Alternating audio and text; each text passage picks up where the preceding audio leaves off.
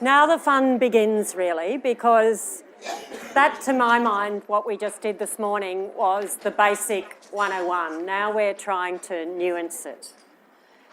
And we won't be able to nuance it totally, but of course, you know, when we're talking about this area, we're often referring to a very narrow definition or a very narrow setting that we're talking about. So now we have the pleasure of having two panels on different topics, and they're not all topics, but just for those who may have joined us, my name's Kirsty Evans. I'm the Chair of Family Violence Prevention at the University of Melbourne and the Royal Women's Hospital. I'll get each of the panel members to just say who they are, and then we're going to launch into some discussions. Do you want to start? Hello, I'm Sophie Rack. I'm a counsellor advocate.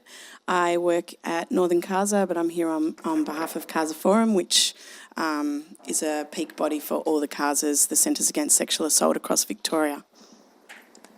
I'm Dani Gold. I'm a senior social worker at the Royal Children's Hospital and on the Family Violence Project team. I'm Sharan Ermel. I'm the Strengthening Hospital Response to Family Violence Regional Project Manager. It was good you had to think about that, Sharan. It was really good. And I'm Meghan O'Brien, a senior social worker from the social work department at St Vincent's Hospital, and I'm currently there, the project lead for the Strengthening Hospitals project. Now, the first question is, people up the back, can you hear every single person? Yes, okay, because it sounds soft down here, doesn't it? Yeah, anyway. So the first area that we're going to move to, and as we're doing it, I want you to be thinking about questions and things, because we're going to try and make this fairly interactive, is to turn to the sexual assault area and to Sophie.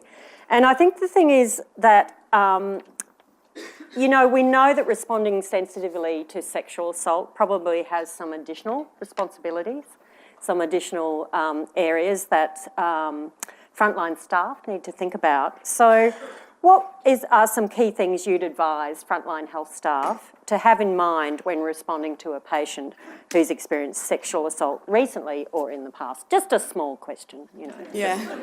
To answer in 3 minutes or something. You know. In some ways responding to sexual assault is different, but in a lot of ways it is the same to responding to anyone who's experienced family violence in terms of that sensitive inquiry. The main difference is that where you might ask someone directly if they're safe and if they're experiencing family violence in a sensitive way, we don't actually recommend that you would ask directly about sexual assault. So it's more about setting up a safe environment and building trust so that if someone does want to disclose, they feel safe to do so.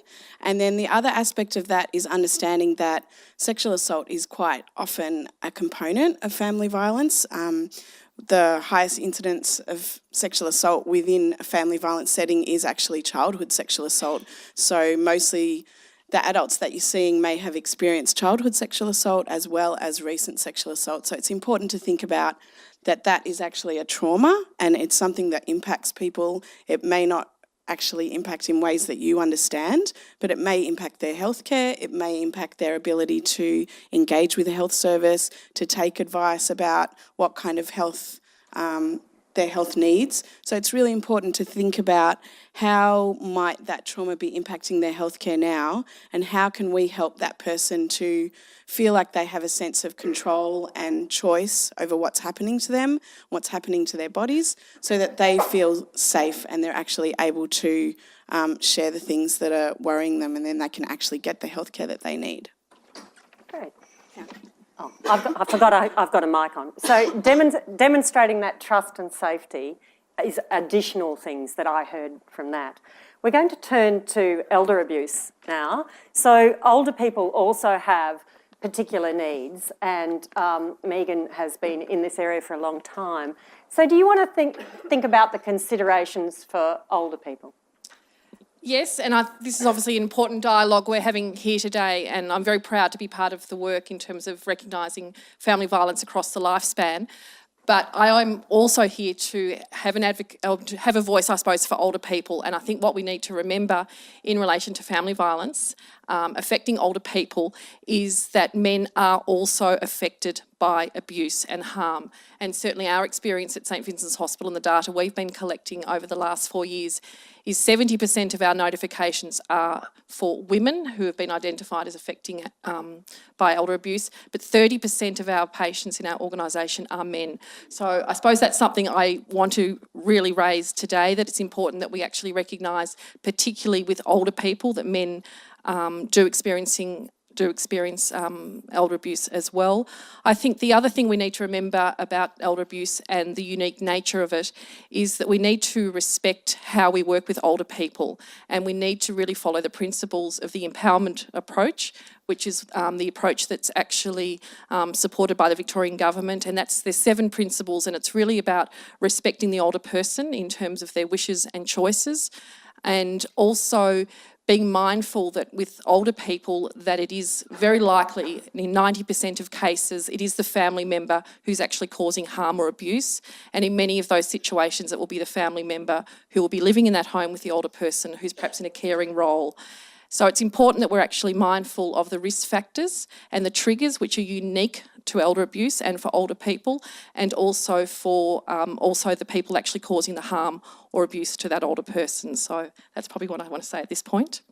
Yeah, so that starts to raise some questions, doesn't it? Because, of course, sexual assault is very gendered, with women being the main victims, but CASA still sees male victims, and you're starting to raise that.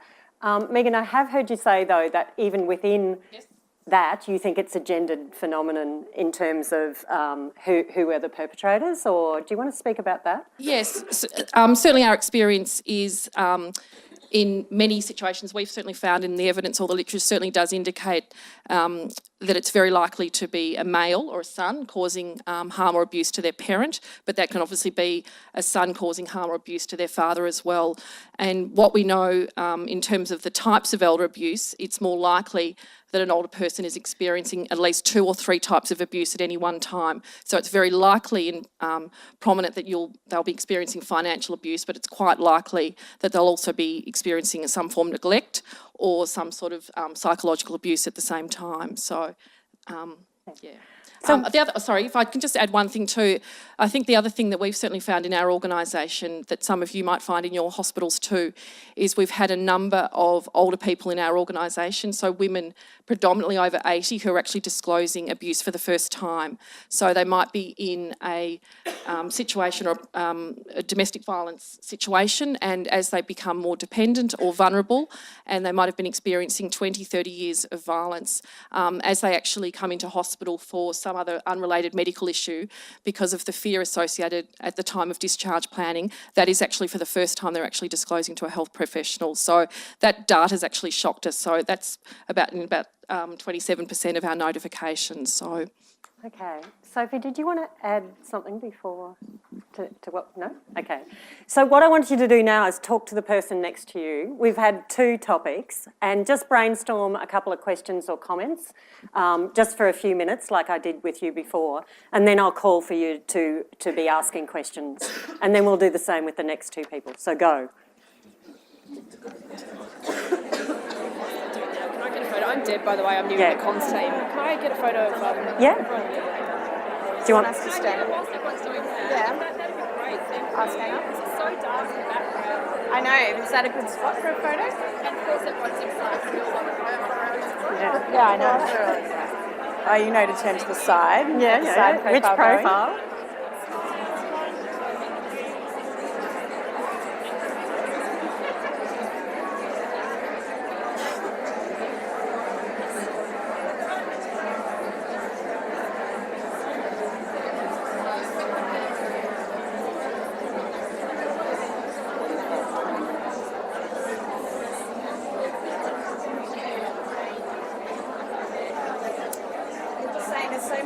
That it's hard to know. It was a good start.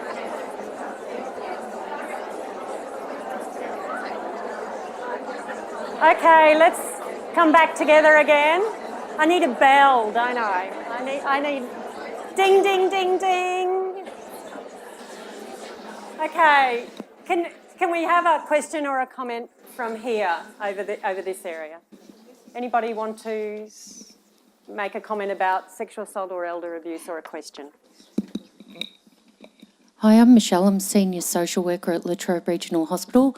One of the things that I often come up against in my work is not knowing where to refer on for elder abuse. So my question is, aside from Seniors Rights Victoria and our local Quantum Family Violence service, how do we help those elderly people?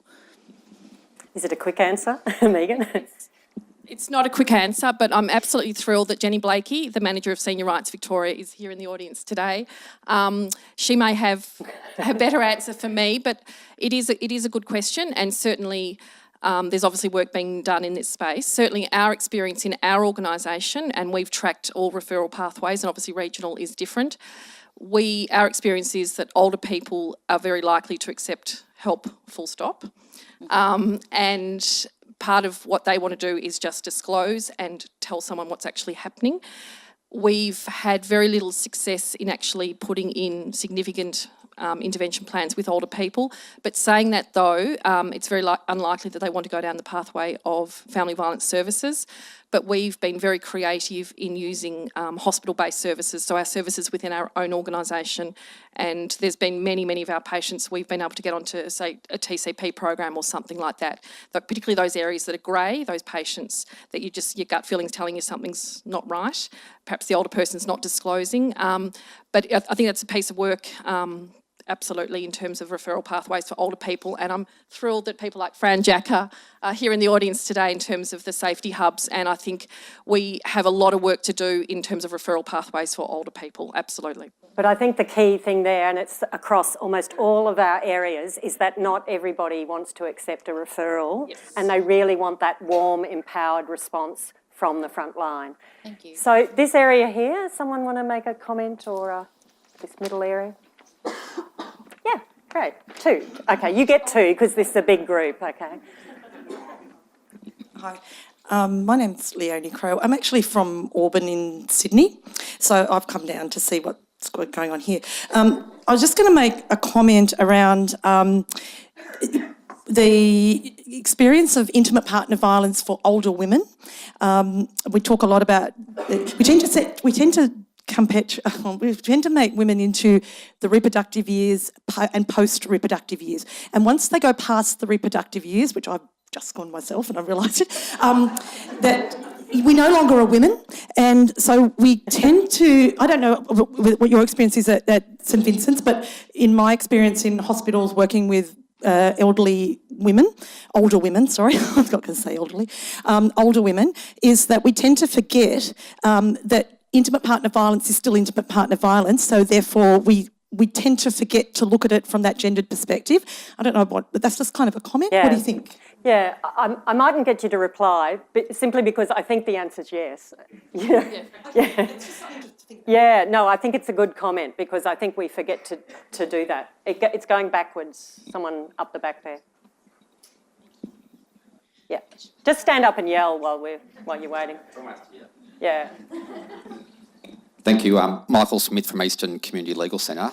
I want to pick up on the first comment because there's really very few places to refer.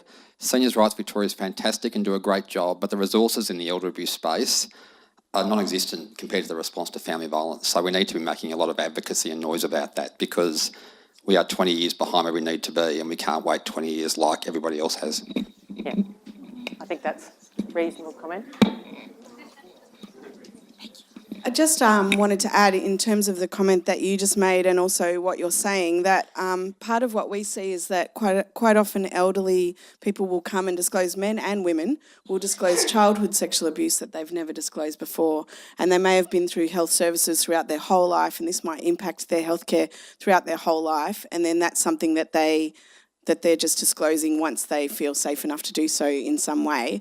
So I just wanted to make a point of saying that in terms of what the Centres Against Sexual Assault offer, we see people of any age, and we quite commonly have clients who are 80 or 90 coming to have counselling for the first time. So I think it's important to say that we're available for that and people do take up that option if that's there for them. And that's often the beginning trajectory for some people. Yeah, and it's not too late for that. You know, they sometimes feel like this is my opportunity to actually get some help with this and actually know what my rights are and, deal with my trauma. So someone here, anybody want to make a comment or a question? Yes? My name's Jeannie Quinard. I work for the Eastern Domestic Violence Service. Hello? Oh, sorry. Jeannie Kennard, I work for the Eastern Domestic Violence Service. We service the whole of the Eastern Metropolitan region.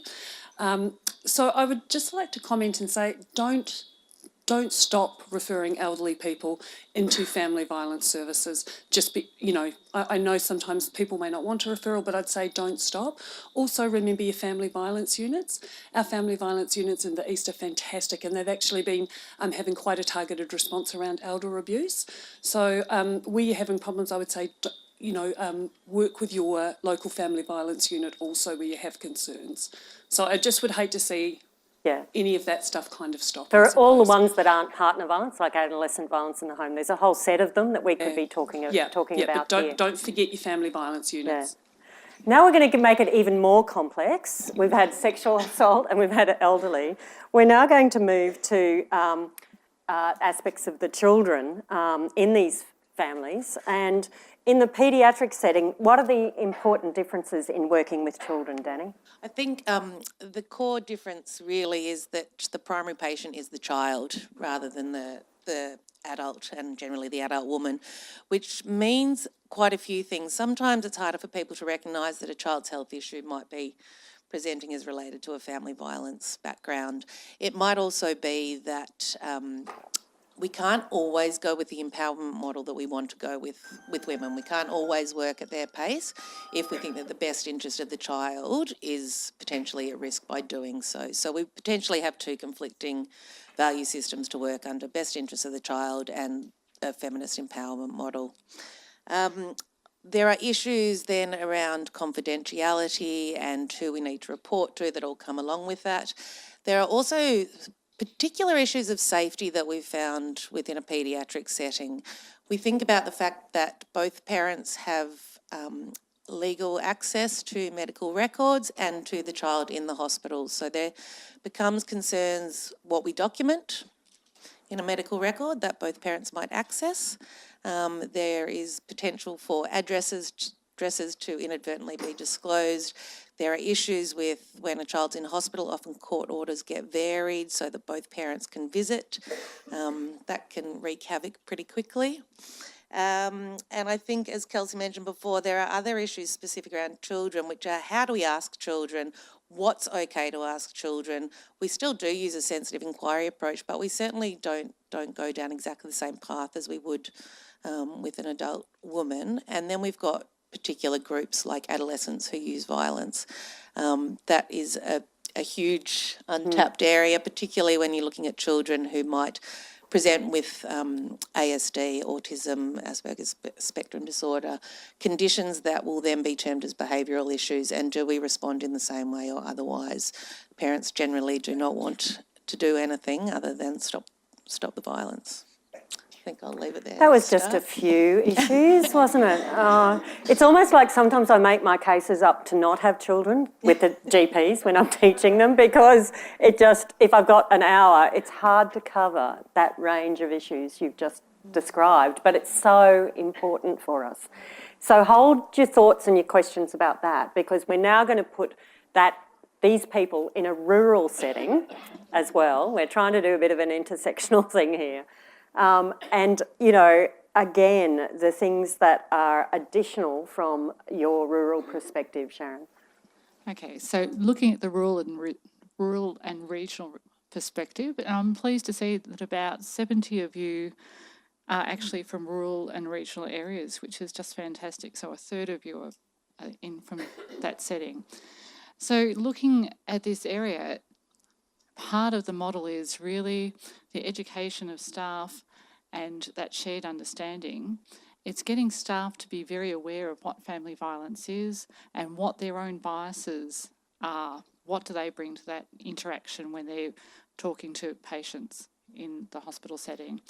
And we know, Kelsey alluded to the small town intimacy earlier, and with my emergency nursing background, even in the city of Bendigo, where there's 100,000 people, we still get people through the door who we know. And in smaller areas, that becomes more frequent. So you've got to be very mindful that you put aside your preconceived ideas of that person, and you've got to be open and non-judgmental, and offer up the possibility that if your client or patient's not comfortable with you asking the question and you're highly suspicious, it may well be that you ask them if they would like someone else to look after them where that's possible. So give them that option.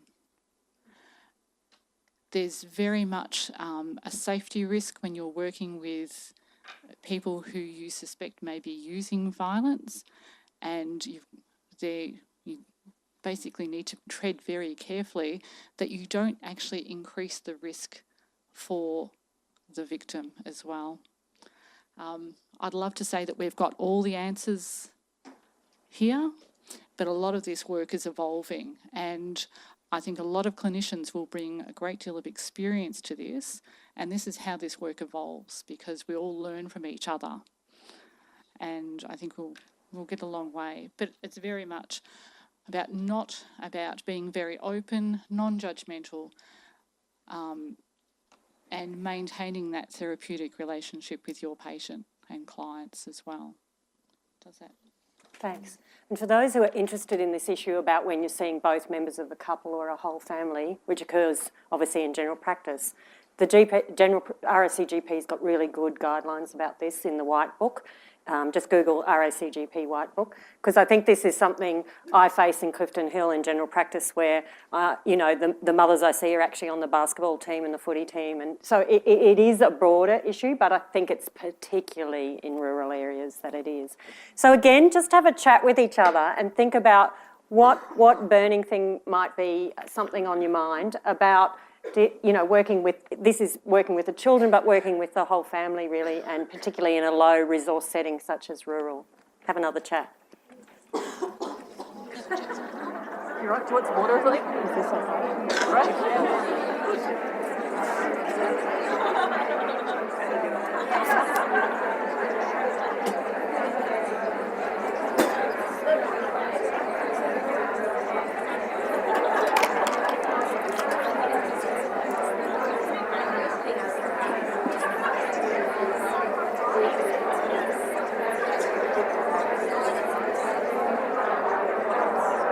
Michelle says.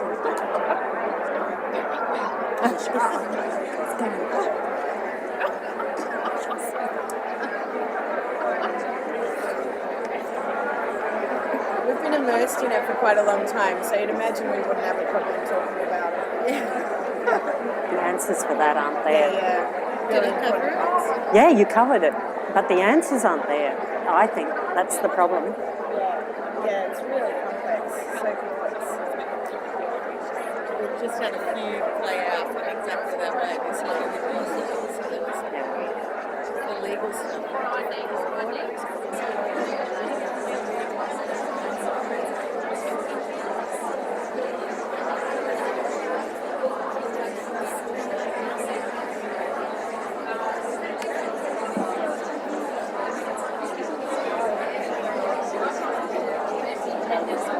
I'm going to go this way. This is perfect.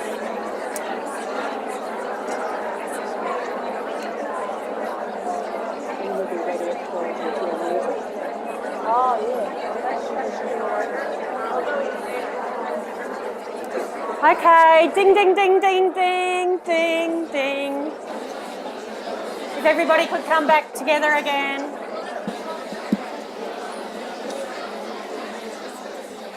I know I'm only giving you short periods of time to talk, but we also want to use ding, ding, ding, ding. Excellent. I'm going to start this side this time. So has anybody got a comment or a question, a short comment or question from this group here? Mine's not that short, sorry. Well, try, you know. Look, my question was really about sharing the information, and I suppose for me, what Dani was mentioning about, happening at the Royal Children's, how does that information get from GP to the Royal Children's in terms of referrals in a safe way? Do we use codes? I'm looking at Fran and whether she wants to talk about information sharing or not. You can say no. Possibly. No, just tell us what's going. Just talk about generally what the process might be in not answering that question, but the idea that there is a huge project about how to share information across sectors, isn't there? Yeah, absolutely. Look, people might be aware that there was an amendment made to the Family Violence Protection Act, which received royal assent on the 14th of June and is likely to commence around the end of December. Essentially, that creates a new information sharing scheme, which, when organisations are prescribed, will enable them to assess risk to establish its presence and then share information with protection entities for the purposes of assessment or management of that risk, with some different consent thresholds, whether it's an adult victim, a child or a perpetrator. So adult victims, as is presently the case, you would ask for their consent unless there's a serious risk to their life, health, safety or welfare. Children, there is no consent threshold regardless of the level of risk, and you can share any information of any person that is likely to contribute to the assessment or management of the child's risk. And perpetrators, there is no consent threshold whatsoever, regardless of the level of risk. So this is Fran Jacker from Family Safety Victoria in DHHS. And like it's hot off the press, but it's going to try and solve some of these issues around, for health has always been the confidentiality and when you break it and how you break it. You know, I think there's going to be a lot more guidance around that. And there's people nodding in the room, you know, probably including Dani. Do you want to make a comment? I just will make a comment. I do think it's really tricky because particularly when you're thinking about a GP to a paediatric setting, so you're asking a woman's experience and then to translate to a child's healthcare setting. So, but you might be asking a child's experience in general practice. Yeah. And I think there's a lot of anxiety as well about what it means in terms of child protection reporting. A lot of the education we're doing is around how to safely. Did you want to add something, Fran? Can you just, yeah. So going to the point of guidance, there is going to be a 28-day period of public consultation on ministerial guidelines which will form a part of the Act from the start of September.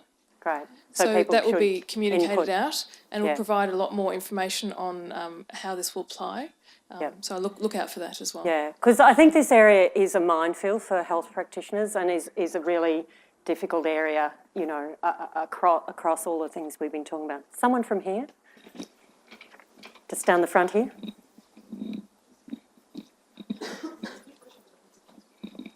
Hi, Karen Todd from Bowen Health.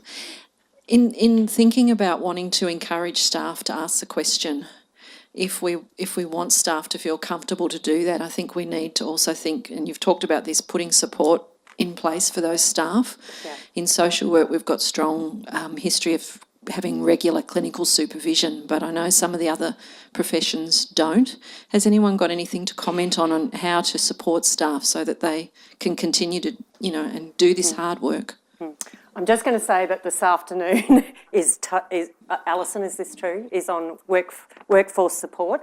So I don't think we'll take that answer now, but we'll look at that this afternoon. Go on then, and go on, Sharan. I was going to say what we're really pushing with this is it's not about staff doing it alone. So if they're highly suspicious that this person is experiencing family violence, then they need to actually consult. So even before they ask the question, they need to know what they're going to do when they get that answer. So we're very much pushing that secondary consultation, whether it be with their manager, their clinical coordinator or social work, but very much not doing this alone. And it's not about making clinicians family violence experts. And this afternoon we're going to hear about the workplace supports. Okay, anybody else in this section who'd like to make, or this section? No? Oh, come on. Okay. Sorry, down the front. Hi, Roshan from InTouch. I just have a quick question regarding the regional and rural setting and how you manage the interpreters' issues, knowing that the interpreters, using the interpreters, knowing that the communities might be very small and in terms of the confidentiality and all that stuff. It is very much about using either telephone interpreters, which we're aware is not ideal, but very much drawing on either telephone interpreters or interpreters from other areas and not using local family members when there's any concerns. And in the break, I was talking to someone about how we should be employing bilingual workers. And I know there's a million different languages, but we've also got a million different nurses and doctors who speak 2 languages. And a diversity in our workforces will really enhance this. And all of us have unconscious biases, and I tend to employ people with Irish backgrounds, you know, without even thinking. So I think that we really need to think about diversity. Yeah. There was one up there, yeah?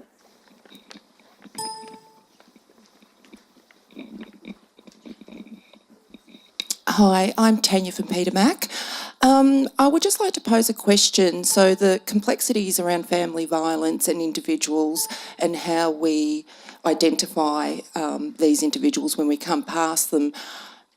If I was to add another layer, I would like to hear from you. What do we do in the space of same-sex partnered families? Yes. So that's another nuance we haven't actually talked about yet, and we should raise it. So does anybody want to make a comment? I think that what we're very much saying is that you need to be aware of that, and we're very aware that partner violence happens in same-sex relationships as well. We identify it as potentially an additional barrier because it's not as well known, there's not as many services. When we're talking about young people who have same-sex parents, they're often bullied already in that regard. So what we've been teaching people is to still think about it in that way and just still ask the same questions, really. It's still the sensitive practice and inquiry. It's just making sure you're actually doing it in a way that doesn't assume that someone's partner is a he or a she, you know. And we need much more training on that, but there's a whole thing. And are you all enrolled? It's too late now, but anyway, okay. You know, there's a whole big discrimination thing that we need to be talking about. I was going to say, the sensitive inquiry model is really, it doesn't need a disclosure of violence to be applied, and it should be used in every setting and every encounter, regardless of gender, diverse group. It should be used with everyone. So, and I think this model has really evolved to encompass more diverse groups. We still need some further work in how best to respond in some situations, but yeah, and some groups. Okay, we can take some more questions. So hand right up the back there.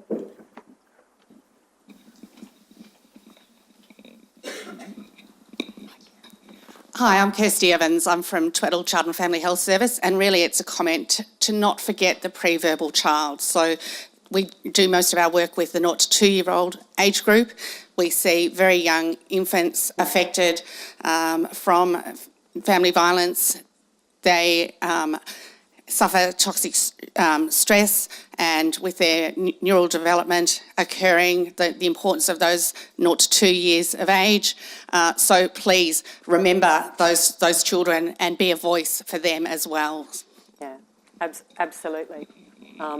Starts from when they're in the belly, really, and as they come out. Anybody want to make a comment on that at all?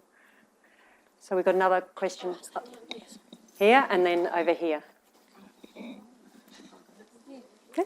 Oh, hello. I'm Mary Harty from Austin Health and social work background. I just want to, I guess, touch on the subject of the perpetrator, because I think that's sort of the elephant in the room.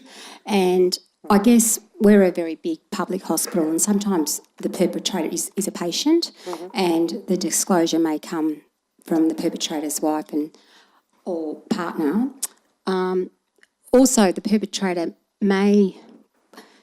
there may be a disclosure by the patient, and we know the perpetrator is around, and a woman may still go home to the perpetrator, but may be happy to get some information about services, because they may not be ready to actually leave, if you like. It depends on what stage or whatever. And, you know, we are believers in self-determination and empowerment, and someone has to be ready for that kind of change. But, of course, we'll throw everything at it to empower that to happen and for that person to be safe or whatever. But I guess I feel there's a secondary responsibility for the perpetrator in terms of their own therapeutic pathway, either through Ben's referral or, there's really great programs out there. And I know the Child Protection Society at the moment's doing joint work, their CEO and Kathy Humphries on Care for Dad's program. I just don't think we're not talking enough about that space, and I think it needs to be a little bit on par, not to take away from this very, very serious health issue, but somewhere it needs its space as well, because I think by supporting the perpetrators and offering them their therapeutic pathway to care will really drive this big gender imbalance and improve. So we have to also, I think, work at the other end and not lose that space. So I'm just interested to know your thoughts and what you feel may be going forward in that space. You may not obviously know more than me, and is there going to be some sort of proactive response? Do you want to? Yeah, I can answer as well, because, really, I think there has been a new focus on men who use violence, and I purposely am using that word because I think the evidence is only around, I don't like the word perpetrator. I mean, it's a behaviour that men are using, and there's been quite a bit of work both here and in the UK about having integrated programs that come referrals from health, and we've done a systematic review of programs, and really we're talking about very small number that aren't in the men's behaviour change group, because I think there's something in between. Say we decided in antenatal care, fathers come along 60-70% at the Royal Women's, I heard yesterday. What if we were doing something with fathers at the same time that was referring them to an online or to something that held them to look at behaviour change? I think it's a really exploding area that I think health should be stepping up to as well. It's tricky, and firmly holding that the survivor or the victim is the person who needs to be checked in with and supported and made sure they're still safe. But by the same token, it's not rocket science to think we need to intervene at that end. Yeah, and I just wanted to, well said, and I just wanted to add as well that it feels to me like the more that we're having these conversations and feeling comfortable to talk about these issues in a health setting, then it starts to change culture. That's what we're trying to do, actually change culture so that these conversations are able to be had. And it's an interesting point that you raise, actually, that made me think about what if the patient is actually the person doing the violence, and that actually their partner who's coming in is the person who's at risk, and how do we have those conversations? So it made me think about that too. But I really think if we're able to have the conversations, change culture top down, then those sorts of things are going to come more and more into the public sphere, and maybe that's why it is happening, starting to build momentum. Okay, we're going to go to Emma, and then you all get a minute to finish off on. Okay. So think about what you're going to say. I'm giving you warning. I'm Emma Gershik. I'm a survivor advocate and also the mother of a child with special needs. And it's just a comment basically to back up what you had on your slide and also what Dani has said in terms of paediatrics, and also the lady at the back of the room. My child is largely non-verbal, so children with a disability have got additional challenges that need to be factored in. In terms of the confidentiality and the disclosure part, to talk about your slide, Kelsey, where you said that the mom said the child isn't affected by family violence. Sometimes as women or survivors, you actually genuinely believe you are protecting your child and they aren't being affected. From experience, I know that my daughter is a rose bush now compared to a tight rose blossom since we've got out. And also, in terms of the children being in the hospital, the fact that making a disclosure that there is family violence as a mother is terrifying, because you automatically think in your head, disclosure, family violence, child protection, lost my child. So that's, again, something to be very mindful of. Okay. Short statement from everybody, just to finish off, if there's something you want to say. I just wanted to say that, it's really one of the things that we talk about in the toolkit is about not feeling like health practitioners need to be, the first line practitioners need to be the experts, but the importance of believing and listening and taking that moment, even if you do have a moment to believe and listen and have that person feel heard, if you can then refer them on and say, I'm hearing you and I want you to get support and there are experts out here, even if they don't accept it, if you can give it to them, then they're going to feel safe enough to approach those services when they feel ready. Lovely. I think I'll probably lead on from Emma and just say don't let children be the silent victims anymore. Children experience family violence in their own ways and in their own rights, and always think about the children that are your primary patient or the child who might not be in front of you but might be at home. I don't know. You don't have to, Sharan. I suppose my main message I really want to say to all of you is that older people are going to be part of our health services. We know that it is an ageing population. So whether you like it or not, older people are going to become your core business. So you need to give attention to older people in your health services, and health professionals we are ageist and we can contribute to elder abuse. So it's important that we do value older people in our community. What I will say, we're not alone in this. As clinicians, we're not alone in this. There is a lot of support out there, and we will talk about the support program later. But building on what I said, it's about not doing this alone, not being experts, as Sophie said, and making sure that we collaborate not only within our own organisation, but with the family violence and other specialist services in our area, so that we can actually network and give a response. And I think also building on what Sophie said, it takes and I think we've seen it takes a great deal of courage for someone to disclose that they're actually a victim of family violence. And I think we need to actually be very respectful of that. And if we have a gut feeling that that is what is happening for our patient, even though they don't want to disclose at this time, I think we need to be very open and let them know that we are here for them regardless of for when they are actually ready to disclose, and make sure that we have the services available for them. Excellent. So I'd like you to join with me in thanking the panel.